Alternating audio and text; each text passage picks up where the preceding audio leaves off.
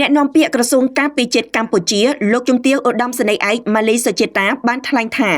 នៅថ្ងៃទី27ខែតុលាឆ្នាំ2025វេលាម៉ោង 11 នាទីព្រឹកក្រុមអ្នកសង្កេតការណ៍អាស៊ាន AOT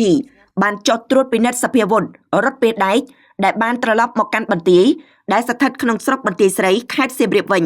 ពលគឺបន្ទាប់ពីបានចាក់ចេញពីតំបន់ចំនួនព្រំដែនកម្ពុជាថៃ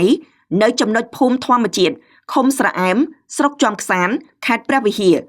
អ្នកនាំពាក្យក្រសួងការពារជាតិបានឲ្យដឹងថាសភាវុធធ្ងន់របស់កម្ពុជាទាំងនេះត្រូវបានកងទ័ពកម្ពុជាសម្រេចធ្វើការសម្រួលកាលពីថ្ងៃទី26ខែតុលាឆ្នាំ2025វេលាម៉ោង 9:00 នាទីយប់ក្រោយភាគីកម្ពុជានិងថៃបានឯកភាពគ្នាធ្វើការកែសម្រួលយុទ្ធោបករណ៍និងអាវុធធុនធ្ងន់របស់ខ្លួនដោយដកមួយផ្នែកនៃជំហានទី1សម្រាប់ជានិមិត្តរូបនៃការបដិញ្ញាចិត្តក្នុងការអនុវត្តនៅសេចក្តីថ្លែងការណ៍រួមទីក្រុងកូឡាឡាំពូលោកជំទាវឧត្តមសេនីយ៍ឯកម៉ាលីសុជាតាបានលើកឡើងថាសកម្មភាពខាងលើគឺជាការបង្ហាញយ៉ាងច្បាស់ពីកាយវិការសុចន្ទៈនិងការបញ្ជាក់ពីការតាំងចិត្តដ៏ម៉ឺងម៉ាត់ឥតងាករេរបស់កម្ពុជាក្នុងការអនុវត្តសេចក្តីថ្លែងការណ៍រួមទីក្រុងកូឡាឡាំពូស្តីពីសន្តិភាពរវាងកម្ពុជានិងថៃ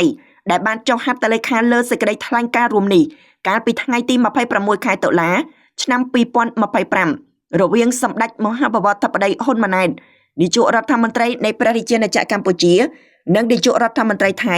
ដែលមានឯកឧត្តមប្រធានាធិបតីសហរដ្ឋអាមេរិកដូណាល់ត្រាំនិងឯកឧត្តមនាយករដ្ឋមន្ត្រីម៉ាឡេស៊ីអានវ៉ាអ៊ីប្រាហ៊ីមធ្វើជាសាក្សីផងដែរអ្នកនាំពាក្យក្រសួងការពារជាតិកម្ពុជាបានថ្លែងដោយបញ្ជាក់បន្ថែមថាកម្ពុជាសង្ឃឹមយ៉ាងមុតមមថាការបោះជំហានដ៏វិជ្ជមានមួយនេះនឹងចូលរួមចំណែកដល់កិច្ចខំប្រឹងប្រែងរួមរបស់ប្រទេសទាំងពីរក្នុងការលើកកម្ពស់សន្តិភាពស្ថិរភាពនិងការវិលត្រឡប់ទៅរកប្រក្រតីភាពឡើងវិញក្នុងពេលដ៏ឆាប់ខាងមុខ